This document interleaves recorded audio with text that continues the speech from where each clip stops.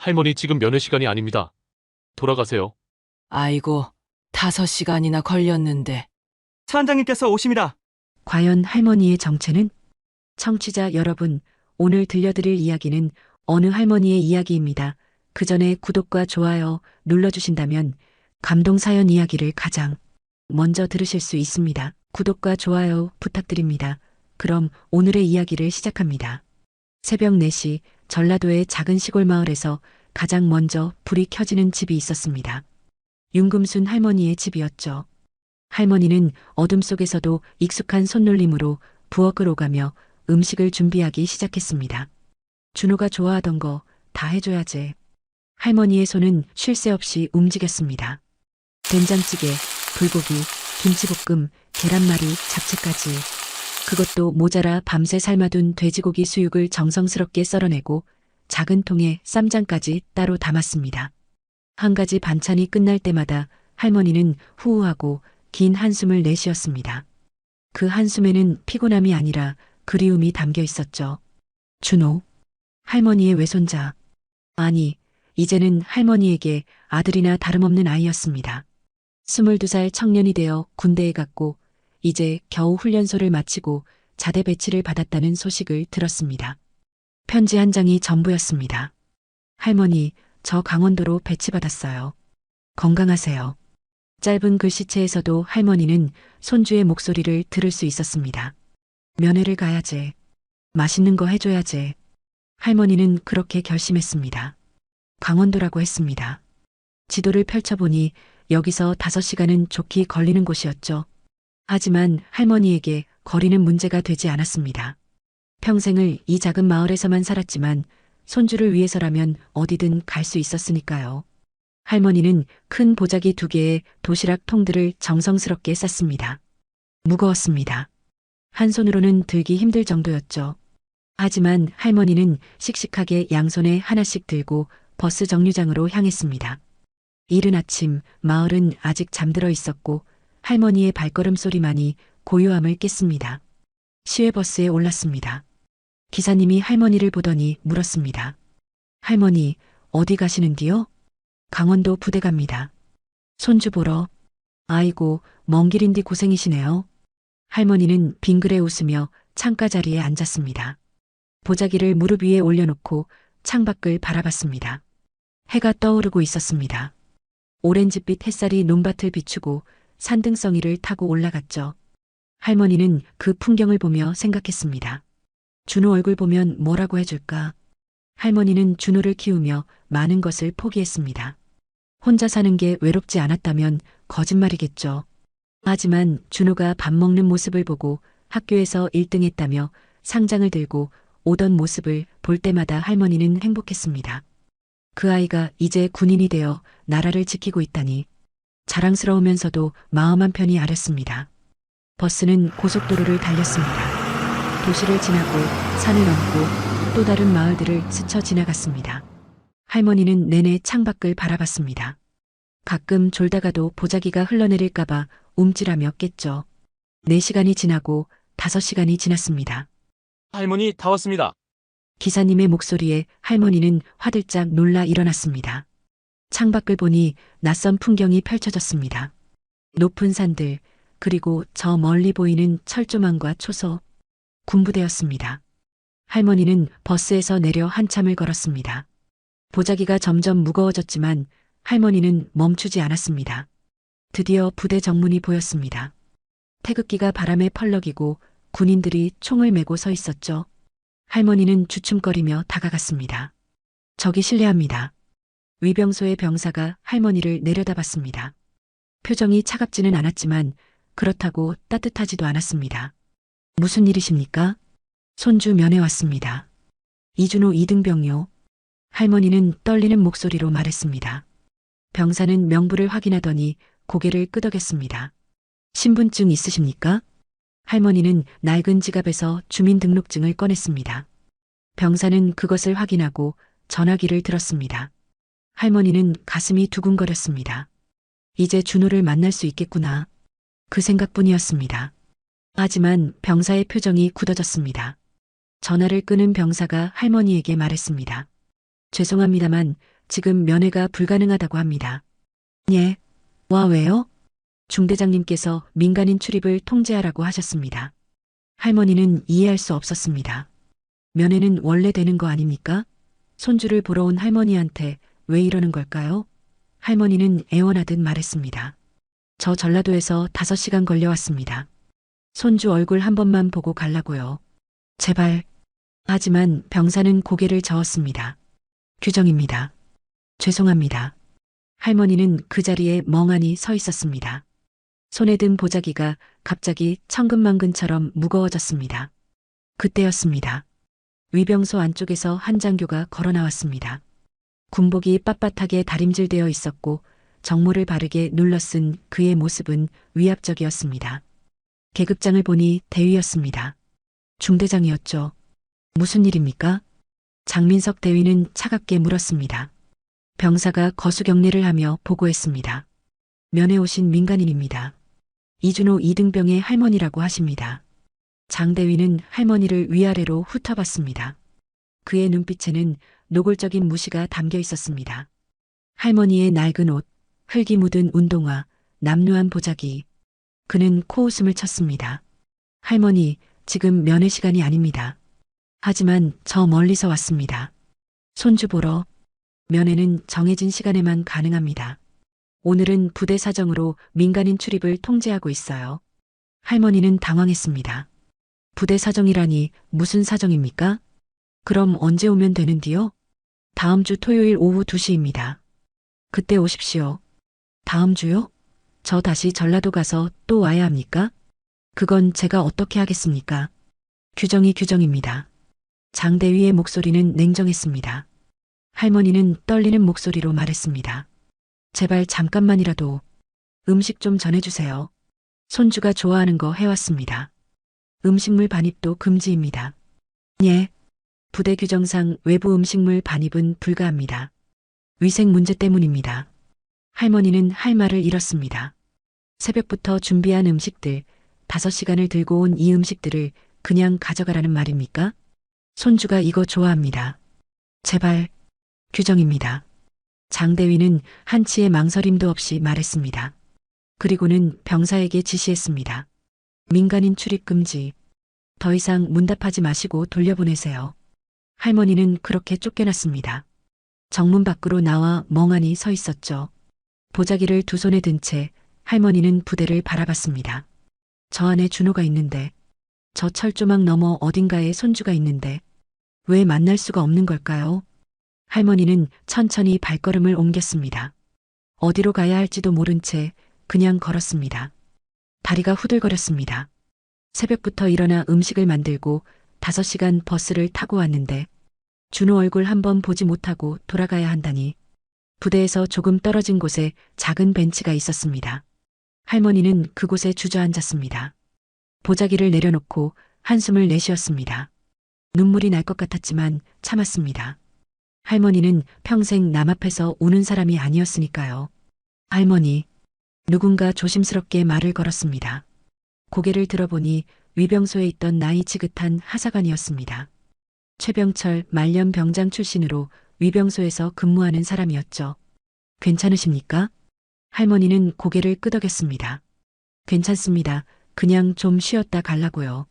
최 하사관은 안타까운 표정을 지었습니다. 그는 아까 장대위가 할머니를 대하는 모습을 다 봤습니다.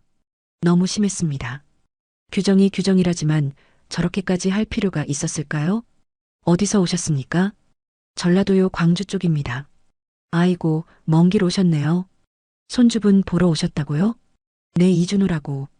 우리 준호가 여기 배치받았다고 해서요. 최 하사관은 명부를 떠올렸습니다. 이준호, 최근에 전입 온 이등병이었죠. 할머니, 잠시만 기다리세요. 제가 뭐 방법이 없나 알아보겠습니다. 고맙습니다. 할머니는 고개를 숙여 인사했습니다. 최 하사관은 위병소로 돌아갔습니다. 하지만 그가 할 수 있는 일은 없었습니다. 중대장의 명령은 절대적이었으니까요. 할머니는 벤치에 앉아 보자기를 내려다봤습니다. 안에 든 도시락 통들. 하나하나가 정성이었고 사랑이었습니다. 할머니는 그중 하나를 꺼내 뚜껑을 열어봤습니다. 불고기가 담겨 있었죠. 아직 따뜻했습니다. 준호가 참 좋아했는데. 할머니는 혼잣말을 했습니다. 어렸을 때 준호는 할머니가 해주는 불고기를 세상에서 제일 맛있다고 했습니다. 학교 다녀와서 밥 먹을 때마다 할머니, 이거 또 해주세요. 하며 졸랐죠. 그 모습이 눈에 선합니다. 할머니는 도시락통을 다시 닫았습니다. 그리고 보자기를 다시 싸기 시작했습니다. 돌아가야 했습니다. 여기 있어봤자 할 수 있는 게 없었으니까요. 하지만 일어서려는 순간 할머니는 멈칫했습니다. 뭔가 마음 한구석이 불편했습니다. 억울했습니다. 아니, 억울한 정도가 아니라 화가 났습니다. 내가 뭘 잘못했다고. 할머니는 평생 다른 사람에게 피해를 준 적이 없었습니다. 오히려 남을 도우며 살았죠. 식당을 하며 가난한 학생들에게 공짜로 밥을 주고 하숙집을 하며 돈 없는 아이들을 거뒀습니다. 그렇게 산 세월이 몇십 년입니다. 그런 할머니가 손주 보러 왔다가 이런 대접을 받다니. 할머니는 천천히 고개를 들었습니다. 눈빛이 달라졌습니다. 더 이상 무기력한 노인이 아니었습니다. 할머니 안에는 아직도 불꽃이 남아 있었습니다. 할머니는 다시 위병소로 향했습니다. 이번에는 주춤거리지 않았습니다. 당당하게 걸어 들어갔죠. 실례합니다. 최 하사관이 놀라며 할머니를 봤습니다. 할머니, 아직 안 가셨습니까? 전화 좀 쓸 수 있을까요?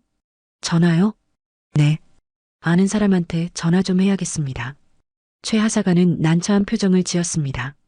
민간인에게 부대 전화를 빌려주는 건 규정상 문제가 될 수 있었습니다. 하지만 할머니의 눈빛을 보니 거절할 수가 없었습니다. 잠시만 기다리세요. 최 하사관은 주변을 살피고 조심스럽게 전화기를 할머니 쪽으로 밀었습니다. 빨리 하셔야 합니다. 고맙습니다. 할머니는 전화기를 들었습니다. 그리고 익숙한 번호를 눌렀습니다. 신호음이 울렸습니다. 한 번, 두 번, 세 번. 여보세요? 전화기 너머로 남자의 목소리가 들렸습니다. 중후하고 침착한 목소리였죠. 영아야. 나다. 할머니의 목소리에는 뭔가 다른 감정이 실려 있었습니다. 반가움과 동시에 무언가를 부탁하는 조심스러움. 전화 너머의 남자는 잠시 침묵했습니다. 그리고 놀란 목소리로 물었습니다. 어머니이십니까? 그래. 나다. 세상에 어떻게 지금 어디 계십니까? 강원도 모 부대라고 하던디. 저 손주 면회 왔다가. 손주요? 아, 준호 말씀이시군요. 준호가 군대 갔습니까? 그래. 여기 배치받았다고 해서 왔는디 면회를 안 시켜준다. 전화 너머에서 숨소리가 거칠어졌습니다. 뭐라고요? 누가 감히. 중대장이라는 사람이 규정이 어쩌고 하면서 안 된다고 하더라고. 지금 어느 부대입니까? 할머니는 최 하사관을 쳐다봤습니다. 최 하사관은 메모지에 부대 명칭을 적어 보여줬습니다. 제7사단 뭐 연대라고 적혀 있네. 전화 너머에서 잠시 정적이 흘렀습니다. 그리고 남자가 말했습니다. 어머니, 거기 계십시오. 제가 지금 바로 갑니다. 미안하다, 영아야. 너한테 패 끼치는 것 같아서. 무슨 말씀을 하십니까? 제가 가야죠. 당연히 가야죠. 어머니, 거기서 움직이지 마시고 기다리세요. 전화가 끊겼습니다. 할머니는 전화기를 내려놓았습니다. 최 하사관이 조심스럽게 물었습니다. 할머니, 누구한테 전화하신 겁니까? 할머니는 빙그레 웃었습니다. 옛날에 우리 하숙집에 살던 애가 하나 있었어. 공부는 잘했는데 집이 가난해서 내가 밥 해주고 재웠지. 그 애가 이제 군인이 됐다고 하더라고. 최 하사관은 고개를 끄덕였습니다. 하지만 그게 어떤 도움이 될지는 잘 모르겠다는 표정이었죠. 한편 부대 본부 중대장실에서는 장민석 대위가 서류를 정리하고 있었습니다. 오늘도 완벽한 하루였습니다. 규정대로 모든 것을 처리했고 불필요한 민간인의 출입을 막았죠. 아까 그 할머니? 별것 아니었습니다. 그런 사람들은 늘 있었습니다. 규정을 모르고 와서는 때를 쓰는 사람들. 하지만 장 대위는 단호했습니다. 규정은 규정이니까요. 그때 전화벨이 울렸습니다. 장 대위는 수화기를 들었습니다. 제7사단 3연대 2중대 장민석 대위입니다. 장 대위. 전화 너머의 목소리는 차갑고 무거웠습니다. 장 대위는 순간 등골이 서늘해졌습니다. 이 목소리를 압니다. 참모장이었습니다. 예, 참모장님. 장대위는 화들짝 놀라 자세를 고쳐 잡았습니다. 지금 당장 위병소로 나가시오. 예, 무슨, 사단장님께서 오십니다. 사사단장님이요? 장대위는 믿을 수 없었습니다. 사단장이 직접 온다고요? 무슨 일입니까? 지금 즉시 위병소로 나가 대기하시오. 그리고 참모장의 목소리가 더욱 낮아졌습니다. 오늘 면회 온 민간인 한 분이 계신다고 들었소. 장대위의 얼굴이 하얗게 질렸습니다. 아, 예. 할머니 한 분이 오셨는데 면회 시간이 아니라서. 그분을 어떻게 대했습니까? 규정대로 정중히 돌려보냈습니다. 정중히? 참모장의 목소리에 냉기가 돌았습니다. 그분이 누구신지 알고 있소? 예. 그냥 이준호 이등병의 할머니라고. 당장 위병소로 나가시오. 지금 즉시. 전화가 끊겼습니다. 장대위는 수화기를 든 채 얼어붙었습니다. 무슨 일이 벌어지고 있는 걸까요? 장대위는 허겁지겁 중대장실을 나섰습니다. 복도를 뛰어내려가며 생각했습니다. 대체 그 할머니가 누구길래 사단장이 직접 온다고? 하지만 아무리 생각해도 답이 나오지 않았습니다.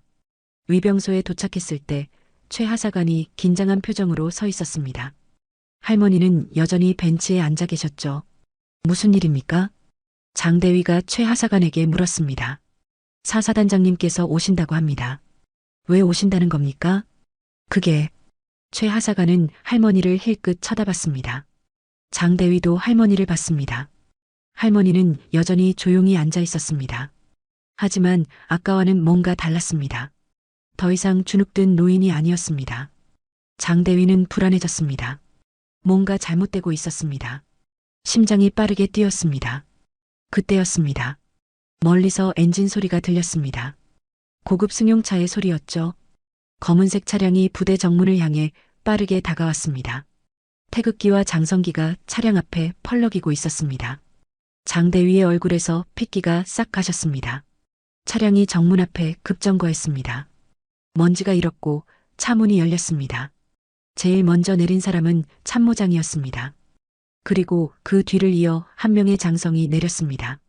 별이 2개 달린 정복. 사단장이었습니다.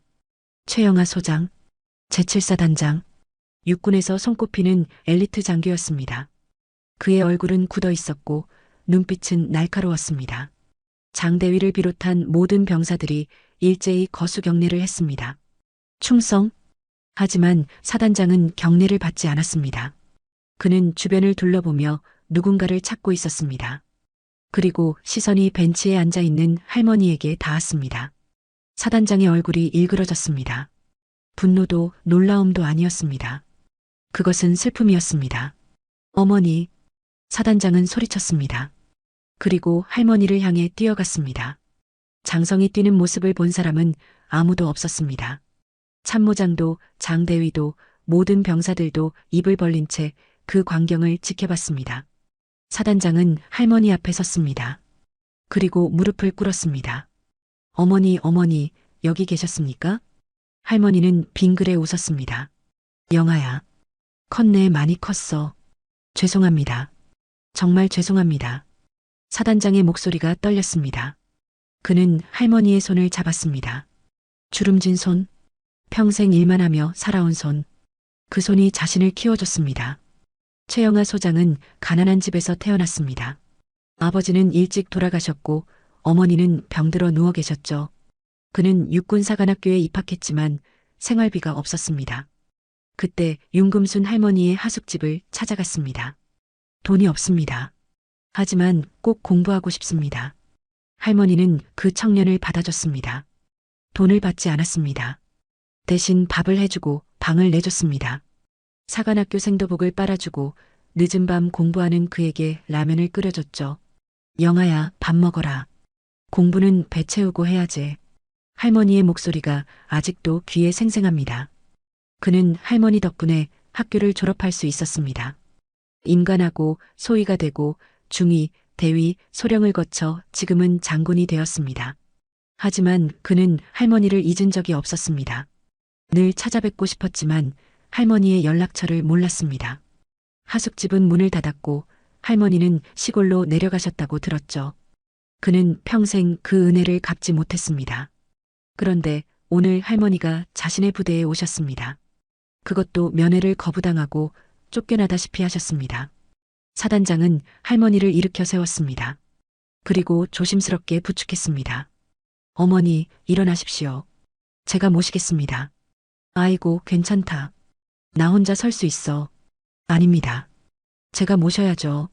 사단장은 할머니를 부축해 일으켰습니다. 그리고 주변을 돌아봤습니다. 모든 사람들이 얼어붙어 있었습니다. 사단장의 눈빛이 차갑게 식었습니다. 그는 장대위를 쏘아봤습니다. 장대위. 예. 장대위는 벌떡 차려 자세를 취했습니다. 내 사무실로 따라오시오. 예. 장대위의 얼굴은 흑빛이 되었습니다. 다리가 후들거렸습니다. 그는 이제야 깨달았습니다. 자신이 얼마나 큰 실수를 저질렀는지. 사단장실로 들어갔습니다. 할머니가 제일 편한 소파에 앉았고 사단장은 직접 물을 따라 할머니께 드렸습니다. 참모장과 장대위는 사무실 한쪽에 경직된 자세로 서 있었습니다. 어머니, 왜 연락을 안 하셨습니까? 제가 모시러 갔을 텐데요. 괜찮다. 너 바쁜 사람 아니가. 내가 그냥 왔지. 그래도 사단장은 할머니의 손을 다시 잡았습니다. 그리고 보자기를 내려다봤습니다. 이게 뭡니까? 아, 손주 주려고 만든 거요. 얘가 좋아하는 음식들 해왔어. 사단장은 보자기를 열었습니다. 도시락 통들이 가득 들어 있었습니다. 하나하나가 정성이었습니다. 준호가 손주 이름이 준호라고 했지요? 그래. 이준호. 여기 배치받았다고 해서 제가 직접 데려오겠습니다. 어머니, 잠시만 기다리십시오. 사단장은 참모장을 쳐다봤습니다. 이준호 이등병을 즉시 사단장실로 데려오시오. 예. 참모장이 나갔습니다. 사무실에는 할머니, 사단장, 그리고 장대위만 남았습니다. 사단장은 천천히 장대위를 돌아봤습니다. 그의 눈빛에는 분노가 가득했습니다. 장대위. 예, 사단장님. 오늘 무슨 일이 있었는지 보고하시오. 장대위는 떨리는 목소리로 말했습니다. 오늘 오전 10시경 민간인 한 분이 면회를 요청했습니다. 이준호 이등병의 보호자라고 하셨는데 면회 시간이 아니어서 규정에 따라 정중히. 정중히? 사단장의 목소리가 낮아졌습니다. 정중히 거절했다는 말이요? 예, 부대 규정상. 부대 규정이 뭐요? 면회는 정해진 시간에만, 그리고 민간인 출입 통제 시에는. 오늘이 민간인 출입 통제일이었소? 장대위는 말문이 막혔습니다. 아니었습니다. 오늘은 통제일이 아니었습니다. 그는 그냥 할머니가 마음에 안 들었던 겁니다. 초라한 복장, 사투리, 남루한 모습. 그래서 쫓아냈던 겁니다. 대답하시오. 죄송합니다. 뭐가 죄송하오? 사단장은 책상을 쾅 내리쳤습니다. 당신은 군인 이전의 사람이요. 사람이 사람을 어떻게 대해야 하는지도 모르는 사람이 무슨 중대장이요? 죄송합니다. 정말 죄송합니다. 장대위는 고개를 숙였습니다. 등에 식은땀이 흘렀습니다. 영아야. 할머니가 조용히 말했습니다. 그만해라. 얘도 규정대로 한 거잖아. 어머니, 아닙니다. 이건 규정 문제가 아닙니다. 사단장은 단호했습니다. 이 사람은 권력을 잘못 사용했습니다. 계급장을 달았다고, 중대장이라고, 약한 사람을 무시하고 함부로 대했습니다. 이런 사람이 어떻게 부하들을 이끌 수 있겠습니까? 사단장은 장대위를 똑바로 쳐다봤습니다. 장대위, 당신은 오늘부터 중대장 보직에서 해임이요. 참모부로 전속하여 대기 발령하시오. 사사단장님. 장대위의 얼굴이 하얗게 질렸습니다. 중대장 보직 해임. 이것은 사실상 그의 군 경력에 치명적인 타격이었습니다. 제발 한 번만 용서해 주십시오. 용서는 제가 할 게 아니오. 사단장은 할머니를 쳐다봤습니다. 어머니께서 용서하시면 제가 다시 생각해 보겠습니다. 장대위는 할머니를 향해 몸을 돌렸습니다. 그리고 무릎을 꿇었습니다. 할머니, 정말 죄송합니다. 제가 잘못했습니다. 할머니는 장대위를 내려다봤습니다. 젊은 청년이었습니다. 교만했지만 이제는 무너져 있었죠. 할머니는 한숨을 내쉬었습니다. 일어나거라. 할머니, 일어나라니까. 장대위는 천천히 일어났습니다. 할머니는 그를 쳐다봤습니다. 너 집안이 부자가? 예. 부모님이 돈 많은가? 아, 아닙니다. 평범한 가정입니다. 그럼 너도 힘들게 여기까지 왔겠네. 장대위는 고개를 끄덕였습니다. 그런 네가 왜 남을 무시하는가? 할머니의 목소리는 부드러웠지만 무거웠습니다. 계급장 달았다고, 중대장 됐다고, 그게 뭐가 대단한가? 사람은 다 똑같지. 네 부모도 내 손주도 다 똑같은 사람이여. 장대위는 고개를 숙였습니다. 눈물이 흘렀습니다. 죄송합니다. 미안하다는 말은 나한테 하지 말고 네가 무시한 사람들한테 해라. 그리고 앞으로는 사람을 겉모습으로 판단하지 마라. 알았나? 예, 명심하겠습니다. 할머니는 사단장을 쳐다봤습니다. 영아야, 한 번만 봐줘라. 애가 정신은 차린 것 같다. 사단장은 잠시 망설였습니다. 하지만 할머니의 부탁을 거절할 수 없었습니다. 알겠습니다. 하지만 장대위, 이번 한 번뿐이요. 다시는 이런 일이 없도록 하시오. 감사합니다. 정말 감사합니다. 장대위는 깊게 고개를 숙였습니다. 그의 얼굴에는 진심 어린 반성이 담겨 있었습니다.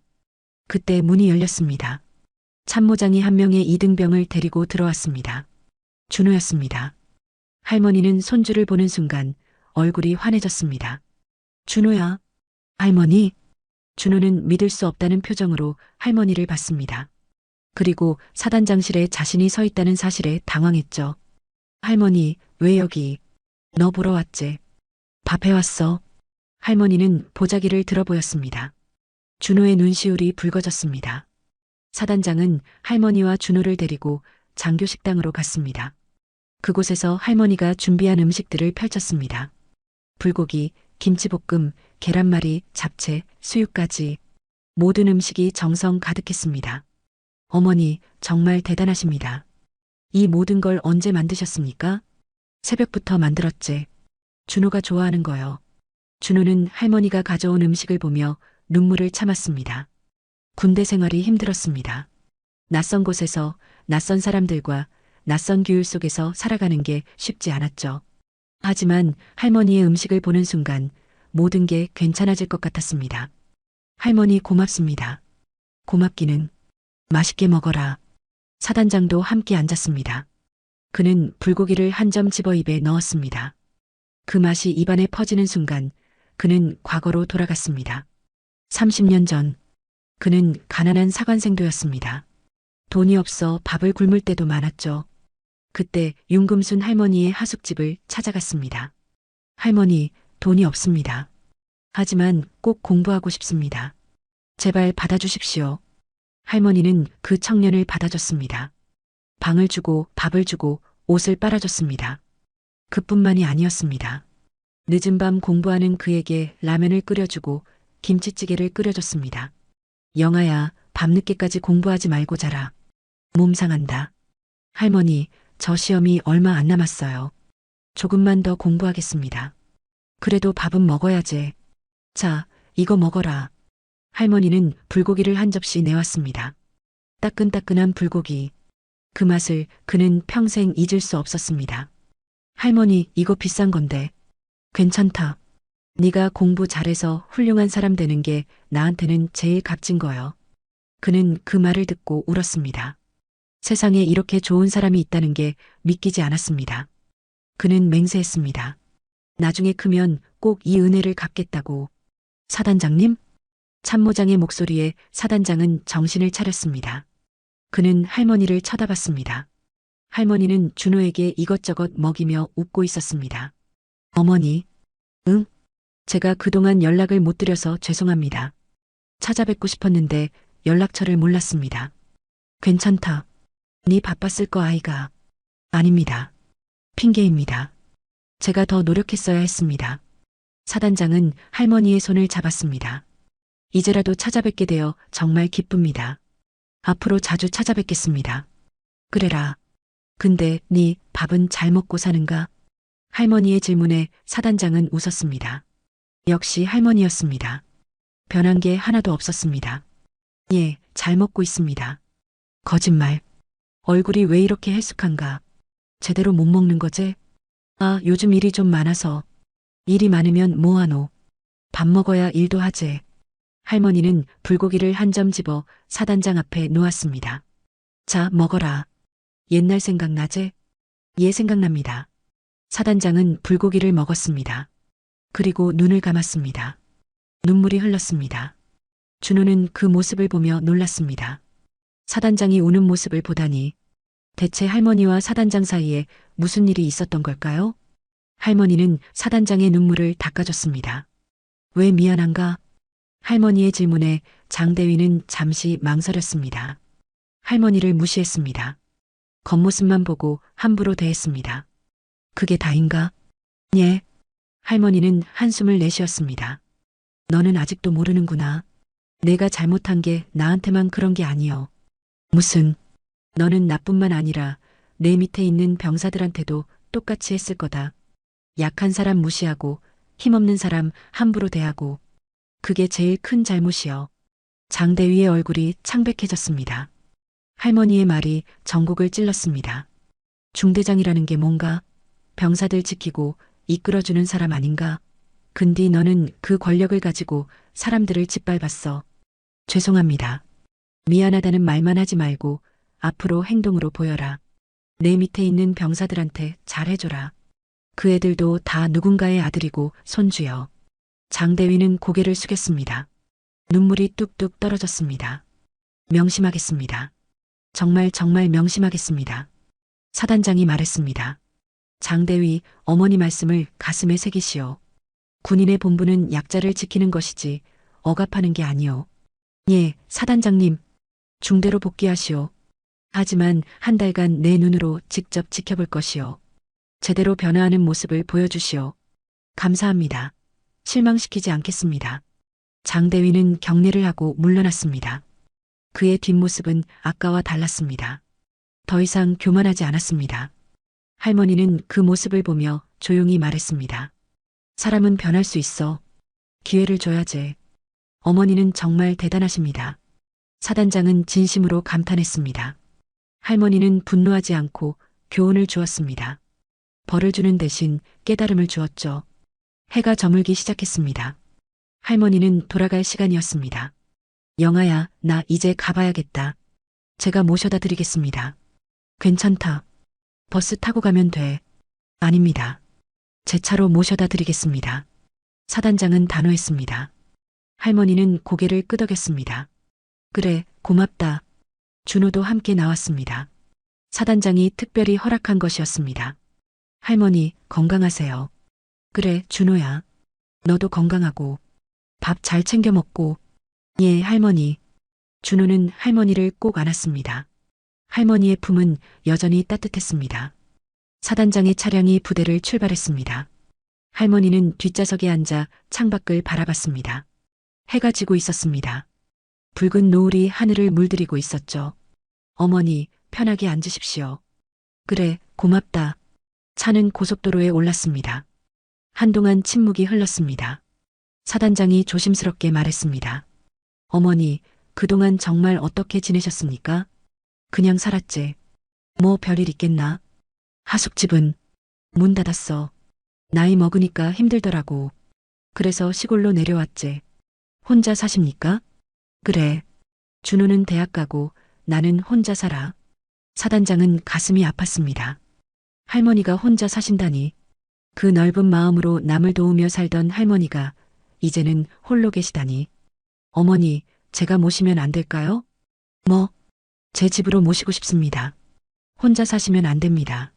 할머니는 웃었습니다. 괜찮다.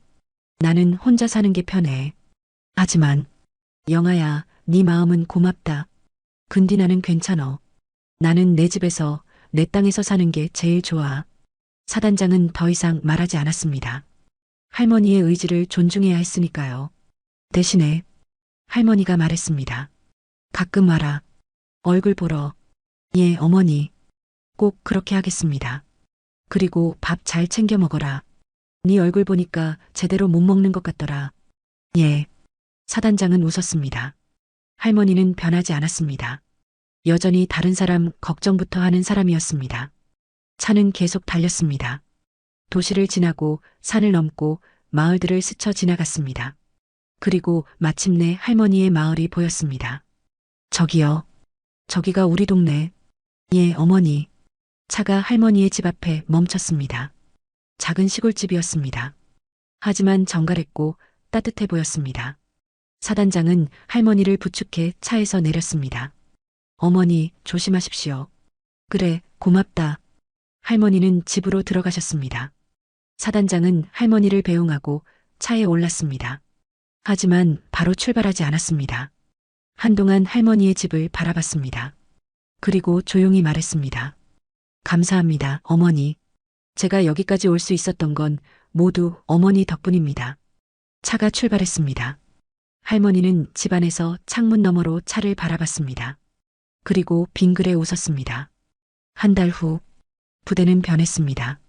장민석 대위는 완전히 다른 사람이 되어 있었습니다. 그는 병사들을 존중하기 시작했습니다. 야단치기보다는 격려했고 명령하기보다는 대화했습니다. 이 병장, 오늘 수고했습니다. 예. 예, 감사합니다. 병사는 놀랐습니다. 장대위가 고맙다고 말하다니. 예전에는 상상도 못할 일이었습니다. 힘든 거 없습니까? 괜찮습니다. 중대장님. 힘들면 언제든 말하십시오. 제가 도와드리겠습니다. 병사는 감동했습니다. 중대장이 변했습니다. 사단장은 그 모습을 멀리서 지켜봤습니다. 참모장이 보고했습니다. 장대위 많이 변했습니다. 그렇군요. 병사들 평판도 좋아졌습니다. 이제 존경받는 중대장이 되었습니다. 사단장은 고개를 끄덕였습니다. 할머니의 가르침이 통했습니다. 사람은 정말 변할 수 있었습니다. 할머니께 연락드려야겠군요. 예, 사단장님. 좋은 소식 전해드리십시오. 그림 9-3. 그날 저녁 사단장은 할머니께 전화했습니다. 어머니, 저예요. 영아야. 잘 있었나? 예, 어머니. 어머니는 건강하십니까? 그래, 잘 지내재. 어머니, 좋은 소식이 있습니다. 뭔디? 장대위가 많이 변했습니다. 이제는 훌륭한 중대장이 되었습니다. 할머니는 웃었습니다. 그려? 다행이네.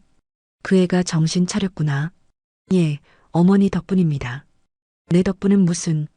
그 애가 깨달은 거제. 사단장은 미소 지었습니다. 어머니, 이번 주말에 찾아뵙겠습니다. 그래, 와라. 맛있는 거 해줄게. 아닙니다. 제가 어머니 모시고 외식하겠습니다. 외식은 무슨. 집밥이 제일이요. 둘은 웃으며 통화를 마쳤습니다. 준호는 병장이 되었습니다. 성실하게 군 생활을 마치고 이제 전역을 몇 달 앞두고 있었습니다. 사단장은 여전히 할머니를 자주 찾아뵀습니다.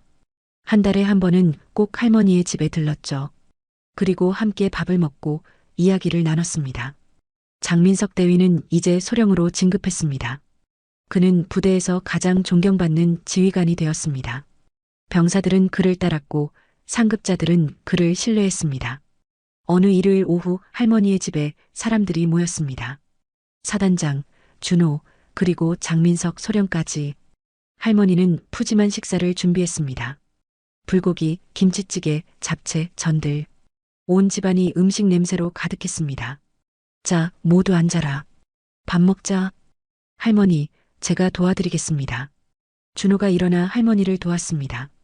사단장도 장소령도 함께 식탁을 준비했습니다. 네 사람은 둘러앉아 밥을 먹었습니다. 따뜻한 밥, 뜨거운 국, 맛있는 반찬들. 무엇보다 함께 있다는 것만으로도 행복했습니다. 할머니, 장소령이 조심스럽게 말했습니다. 예, 정말 감사합니다. 제 인생을 바꿔주셨습니다. 할머니는 웃었습니다. 내가 뭘 했다고. 네가 스스로 변한 거제. 아닙니다. 할머니께서 깨우쳐 주셨습니다. 진짜 중요한 게 뭔지. 사단장도 말했습니다. 어머니, 저도 같은 마음입니다. 어머니가 아니었다면 저는 여기까지 오지 못했을 겁니다. 준호도 거들었습니다. 할머니, 저도 할머니 덕분에 여기까지 왔어요. 사랑해요, 할머니. 할머니는 세 사람을 바라봤습니다. 눈시울이 붉어졌습니다. 너희들 다들 훌륭하게 컸네. 내가 자랑스럽다. 네 사람은 함께 웃었습니다. 창밖으로 따뜻한 봄 햇살이 들어왔습니다. 청취자 여러분, 할머니의 이야기는 여기서 끝입니다. 하지만 이건 단순한 이야기가 아닙니다. 이것은 우리에게 중요한 교훈을 줍니다. 사람을 겉모습으로 판단하지 말라는 것. 권력을 가졌다고 해서 교만하지 말라는 것. 그리고 무엇보다 진정한 힘은 사랑과 존중에서 나온다는 것. 할머니는 평범한 사람이었습니다. 부자도 유명인도 아니었습니다. 하지만 그분의 따뜻한 마음은 사람들의 인생을 바꿨습니다. 여러분도 누군가에게 그런 사람이 될 수 있습니다.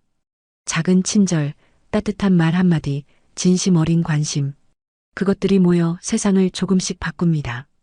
오늘 이야기가 여러분의 마음에 작은 씨앗을 남기길 바랍니다. 감사합니다.